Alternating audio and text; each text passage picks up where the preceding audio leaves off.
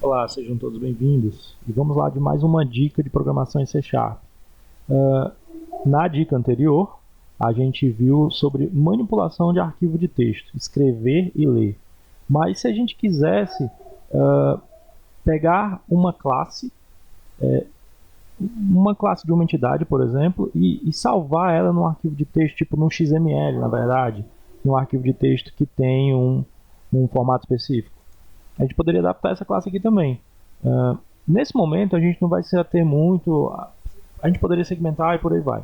Nesse momento a gente não vai se ater muito a isso, mas nesse caso aqui específico, nesse projeto aqui de, de Class Library, a gente vai adicionar uma outra aqui só para a gente mexer com XML, certo? Porque vão existir várias formas da gente mexer com XML, então vamos lá. Vou chamar de XML Helper, que é para ajudar a mexer no XML, alguma coisa do tipo, certo? Eu vou até fazer alguns métodos aqui estáticos. A classe vai ser estática de maneira geral. A gente vai ver aqui como é que vai ficar. Então vou dizer que ela é estática e eu quero fazer a seguinte provocação primeiro. Imagina que nesse projeto aqui eu tivesse uma classe que define uma entidade qualquer. Vou chamar aqui a entidade carro, certo? Caramba, uma entidade carro. Então eu tenho uma classe que é o carro e ela vai ter um public int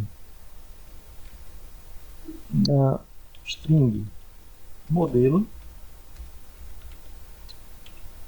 Aí eu vou fazer a propriedade get e set, certo? No .NET há muitos anos a gente acaba fazendo as propriedades dessa forma. Enfim, teve, acho, .NET 3.5 em 2005, 2006 mais ou menos.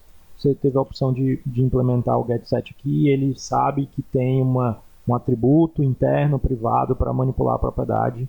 E essa ideia de propriedade é algo que vem ali acho que veio do VB, não me lembro muito bem como é isso no Java. Enfim, aqui eu estou criando uma propriedade para esse carro, certo? É óbvio que se eu não colocasse isso aqui, era um atributo, né? Eu posso até declarar assim, é um atributo de classe, como um atributo qualquer, conhecido de qualquer linguagem de programação. Ali é só hábito, força do hábito, criar como uma propriedade. Enfim, você tem um modelo, você tem ano, fabricação, e, sei lá, public, string, chassi. Mas que tem escrito certo, meu português é horrível. Pronto. Essa aqui é a classe carro. Imagine que por algum motivo você precisa serializar ela, ou seja, você precisa armazenar a instância dela quando você está sendo usando, quando ela está sendo usada. Você pensa assim, o que é isso? O que esse cara está falando, né? Tá bom, vamos com calma. Então vamos comentar aqui também. A gente pode precisar desse código depois. Imagina aqui, ó, que aqui é o teu programa principal e aí tu tem que instanciar o objeto carro, certo? Então isso aqui é, sei lá, um Uno. E aí é o Uno de alguém, certo? O Uno A, do dono A. Então esse Uno A, ele tem ano de fabricação, sei lá, 1995, e ele tem um A. Ponto modelo é o Fiat Uno, né? Fiat Uno. O ano de fabricação ficou como string, ó, que ele está dando um erro de compilação aqui, certo? Então a gente vem aqui e muda para inteiro. Beleza, então tá tudo certo. E o Uno A tem também o chassi, um número único que vai identificar ele, que nesse caso aqui não vai ser nada mais nada menos que A, B, C, D, E, F. Beleza. Imagina que por algum motivo tu precisa guardar esse objeto, o estado desse objeto. Vamos supor que isso aqui fosse um sistema, sei lá, de venda de carros e você precisa garantir que as informações do carro vão estar salvas em algum lugar do carro selecionado antes de ser enviado para o banco de dados, porque a conexão com o banco de dados pode ser perdida a qualquer momento, ou por alguma coisa dessa natureza, você precisa garantir guardar o estado dessa informação, saber que o objeto estava na tela de quem estava manipulando a tela daquele sistema na hora que a energia caiu, por exemplo, o computador desligou. Isso aqui, quando roda, está na memória RAM. Então, passou pela tela, morreu, a memória RAM esvaziou, você não sabe que carro é esse. Mas imagine que você precisasse saber que carro estava sendo trabalhado naquele momento para garantir que se não há queda de energia, você sabe qual é o carro. Então, uma das formas de fazer isso é armazenar isso num arquivo texto, transformar esse conteúdo num texto. Então a gente poderia fazer, como na dica anterior, gravar um TXT de log com as informações, cada uma das propriedades, o chassi e tal, e depois recuperar isso. Mas eu também tenho uma forma de fazer como? Eu posso transformar isso aqui, esse objeto inteiro num XML, ou seja, serializar ele num XML. O que é que significa isso? Vai ficar mais concreto agora. A gente vai ter uma classe que é um XML helper, certo? Eu tenho uma classe, eu tenho um método que eu já uso há um tempo para fazer várias coisas nos meus projetos pessoais, que é esse método aqui, ó. Deixa eu colocar ele aqui. Ele só é private lá por causa que tem uma implementação específica. Mas aqui ele vai ser público, certo? Serializar objeto. Então, o que ele faz? Deixa eu só adicionar esse namespace aqui, que é algo que precisa. Obviamente que isso aqui eu não inventei. Isso aqui é algo que está na documentação do .NET, certo? Isso aqui eu não vou mexer com isso aqui agora, vou só deixar comentado. Está na documentação do .NET, você pesquisa como serializar um objeto em C#, você tem várias e várias referências na internet, e foi assim que eu cheguei nesse código, aprendi e por aí vai. Mas agora a gente vai conversar sobre ele. O que eu vou fazer aqui? Quando eu for serializar esse objeto, eu vou passar um tipo, eu vou dizer que classe eu quero serializar, eu vou passar o objeto em si, certo? Eu vou dizer, esse nome aqui tem a ver com o nome do arquivo que eu vou salvar, a gente vai já falar sobre isso. E aqui o caminho na qual eu vou salvar ele. Então, essa classe que ele vai fazer, ele vai criar um string builder, que é uma classe mais potente para trabalhar com strings. E esse string builder, ele vai ficar dentro de um string writer, que é uma forma de trabalhar com a string como um streaming, certo? Um fluxo de informação. E esse string writer, ele vai ser usado dentro do XML Serializer.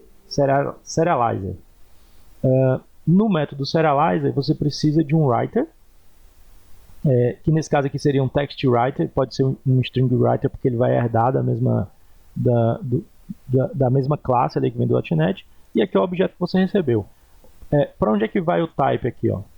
Desculpa, o tipo. O tipo ele vai no Serializer. No Serializer ele precisa saber ele precisa conhecer o tipo para saber a estrutura de dados. Ele precisa saber isso aqui, ó.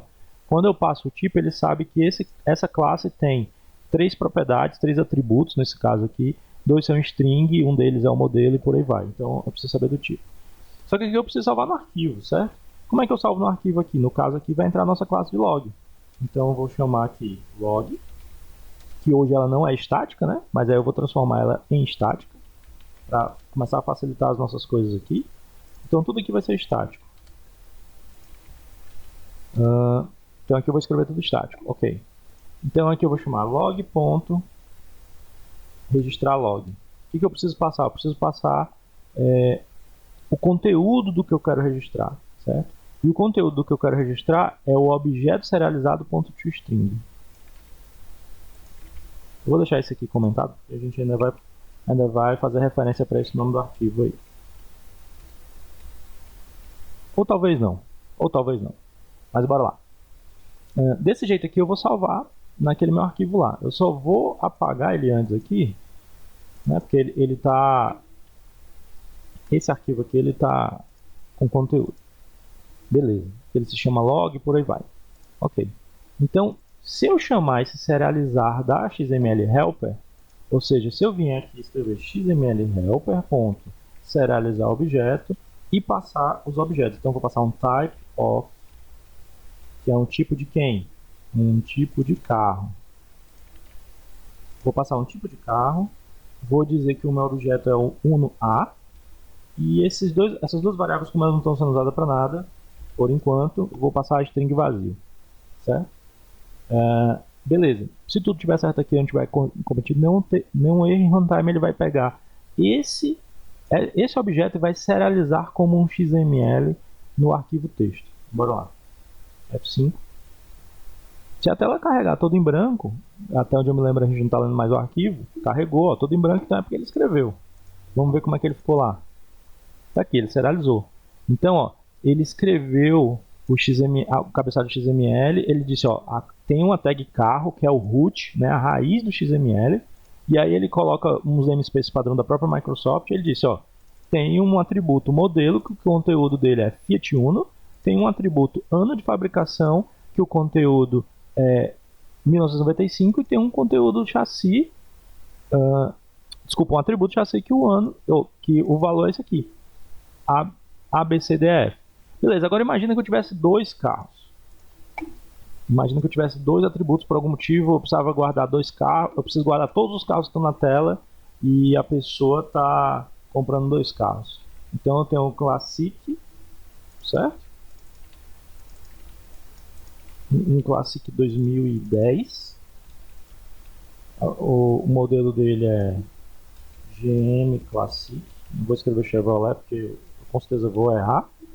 Então ele é um Classic, General Motors Classic, e esse aqui é o chassi dele. Beleza. Perceba que se eu escrever hoje, aquele meu método lá, ele só adiciona, certo? Então se eu colocar assim, ó, Uno A e Classic, e eu simplesmente rodar aqui, o que vai acontecer? Ele vai adicionar outro Uno A, que já está lá, e vai adicionar um Classic. Tudo no mesmo arquivo.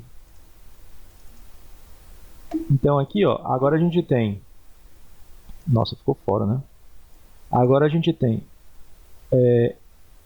Tem um carro que já era o Fiat Uno A. Aqui eu tenho outra instância do mesmo carro que salvou, e aqui eu tenho a instância do Classic. Certo? Aqui a gente começa a ter alguns problemas. Isso aqui é um cabeçalho de um arquivo XML. Então se eu quiser ler de volta, eu teria um problema para ler essa informação de volta. Como é que a gente começa a tentar resolver isso? A gente começa a tentar resolver isso na classe de XML Helper, tendo que passar um nome diferente para salvar no arquivo. Então, a gente teria aqui na nossa classe de log um método alternativo, em vez de ser registrar log, chamado salvar arquivo, onde eu pego um conteúdo, vamos lá, ó, salvar arquivo, onde eu pego um conteúdo e eu pergunto qual é o nome do arquivo, e eu pergunto qual é o caminho do arquivo, certo? Se eu fizer isso, então aqui, ó, para eu salvar, eu só vou precisar fazer isso aqui, ó, nome do arquivo mais, caminho do arquivo, Ctrl espaço, caminho do arquivo mais nome do arquivo. Só coloca aqui a contrabarra, né, para poder salvar direitinho o caminho correto. Então, a gente tem o nome do arquivo barra, caminho do arquivo barra nome do arquivo, que é exatamente essa estrutura que a gente tinha anteriormente. Aqui é o caminho, que é a barra, que é o nome. Aqui nesse caso, a minha estrutura, né, a minha estrutura agora começa a ficar um pouco genérica. Nesse caso aqui específico, eu poderia até substituir esse arquivo aqui, ó, esse arquivo não, esse método gerar log, para não repetir esse trecho, eu poderia chegar e dizer assim, ó, beleza, então salvar arquivo, a mensagem aqui, e aqui eu passo os meus dois parâmetros, para que esse método aqui ó, para que esse método aqui, gravar log, se aproveite da mesma estrutura, e eu não tenho que me preocupar em manter dois métodos. Então, o meu método que escreve é um só, é salvar arquivo. Só que no caso do registrar log, eu não pergunto para a pessoa qual é o nome do arquivo e nem qual é o caminho. Eu já sei onde eu tenho que salvar o log e aonde eu tenho que salvar, qual o nome do arquivo, certo? Mas no caso do salvar arquivo, agora aqui a gente vai chamar o salvar arquivo. Na verdade, no caso do salvar arquivo não. No nosso caso aqui que a gente quer serializar, a gente vai chamar o salvar arquivo. Então eu vou passar aqui, ó, o nome do arquivo. Nesse caso aqui, estou no canto errado. Não, estou no canto certo, mas estou com a variável errada. Eu ia fazer ali outra coisa. Aqui nesse caso eu vou chamar o salvar arquivo e eu vou usar a minha variável nome do arquivo. E vou chamar o path do arquivo. Então, no XML Helper, eu tenho no serializar usando salvar arquivo. Agora, quando a gente volta no default, a gente passaria aqui, o nome do arquivo é o primeiro, então eu vou passar o próprio nome do objeto, certo? É uma convenção, estou convencionando que vai ser o próprio nome do objeto, certo? E o caminho, nesse caso aqui, eu vou me aproveitar do mesmo caminho, mas podia ser um caminho diferente, né? Então, eu vou declarar uma variável aqui, caminho, arroba. E esse caminho eu vou colocar aqui, e vou colocar aqui. Beleza, então vamos rodar. Se não tiver ficado nada errado, agora ele vai criar 2 arquivos. Foi lá para o outro lado. Bom, a tela ficou em branco é porque deu certo. Aqui, ó. Então agora eu tenho um arquivo. Olha só que interessante. Eu disse o nome do arquivo, mas não disse a extensão. Ele salvou sem extensão. Ó. Que no caso abre até no Notepad++, né? Mas a gente vai fazer o seguinte. Eu vou deletar aqui. Outra coisa, como eu consegui deletar, comprova que o uso do scope está funcionando corretamente. Isso aqui que a gente estava falando bem aqui, ó. Esse using aqui tá dando close no arquivo. Se ele não estivesse dando close, a gente não ia conseguir deletar, porque ele ia dizer que tinha algo no Windows que estava usando o processo, que era o próprio .NET, certo? Aqui eu tenho que dizer o formato. Eu vou botar .xml e .xml. Ok, bora lá. Vamos rodar. Não vai ter jeito, a gente vai ter que usar no .NET, ó. Notepad++, porque ele aqui é bom para esse tipo de coisa. Vamos abrir aqui no Notepad++. Beleza. Então, ó, aqui o XML. Vamos pegar o outro aqui. Tá aqui o nosso XML. Beleza. Então, para fechar, eu preciso fazer o quê? Eu preciso só serializar de volta e conseguir continuar mantendo o carro, né? Porque caiu a energia, beleza. Mas agora, uma vez que eu sei que a energia caiu, eu salvei o dado, aí o computador ligou de novo. Eu preciso ler esse arquivo e trazer ele de volta à memória do computador. Então, como é que eu faço para trazer ele de volta? Eu vou comentar isso aqui, porque eu não quero mais ficar serializando, certo? Deixa eu botar uma regionzinha aqui para ficar fechando isso aqui. Código de outro. Código legado, sei lá. Pra gente não ficar vendo esse monte de coisa aqui, quando estiver debugando também, não passar por esse monte de linha que não está fazendo nada.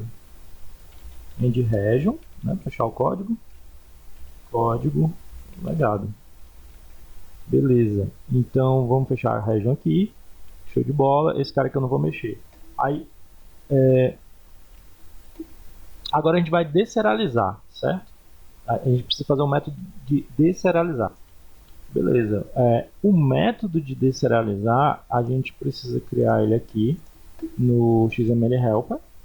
Aí eu vou usar um método, como eu falei, dos meus projetos pessoais. Deserializar tá aqui ele, ó. Aí, o que a gente vai adaptar aqui? Na verdade, eu acho que isso aqui não precisa de nenhuma adaptação. Eu basicamente preciso dizer o nome e o tipo, e ele já vai fazer o que eu tenho que fazer, porque ele já dá o load direto no arquivo usando o Stream Reader, certo? Então, nesse caso é só colocar ele para público mesmo e deve dar certo. Como é que eu vou fazer aqui? Ó? Eu vou pegar XML Helper, certo? Deserializar. Eu vou dizer o tipo. Eu vou copiar daqui para não ficar escrevendo de novo. Eu vou dizer o tipo. Vou dizer o nome do arquivo completo, que nesse caso aqui é caminho mais a barrinha, né? Mais o nome do arquivo. Aí eu vou ver o uno, que ele, duplicar, Ctrl D, e vou ver o classic. Quando eu deserializar, ele vai retornar um object. Aqui, ó, o retorno dele é um object. Então, como é que eu atribuo ele de volta nessas classes? Ó, eu vou comentar isso aqui para mostrar que o objeto não vai ter nada, certo? Como é que eu atribuo ele de volta aqui? Eu pego o primeiro, atribuo ele aqui, ó. Como ele é object, eu preciso fazer um cast. Então, ele vai retornar um carro. Classic aqui, ó. Como ele é object, eu preciso fazer um cast. Vai tornar um carro. Então, se a gente debugar, esse retorno que está no XML, esse conteúdo que está no XML vai ser deserializado, transformado na variável, sofrer um cast, vai atribuir essas duas variáveis e a gente vai ter os valores que estão lá no XML sendo salvos e transportados corretamente para as variáveis. Bora lá, F10, aqui ó, tá 0, nulo e nulo, não tem nada inicializado. Mesma coisa aqui ó, 0, nulo e nulo. Se a gente não tiver errado nada, passou sem dar erro. Agora o uno tá como deserializado, trouxe lá do XML, e o Classic agora trouxe lá do XML, está populado. Então isso aqui pode ser uma alternativa para, tipo, óbvio que se você tem como colocar um banco de dados pequeno, como SQLite, ou um próprio MySQL, algo do tipo, você vai fazer isso, mas em uma coisa pontual, que você tem como manter o estado de um objeto ali por um tempo pequeno, para depois enviar para o banco de dados, ou garantir a consistência de alguma informação antes de manipular ela, ou após manipular ela, isso aqui é um recurso bem poderoso. É isso aí, e nesse episódio, nessa dica, a gente vai ficando por aqui. Valeu, abraço.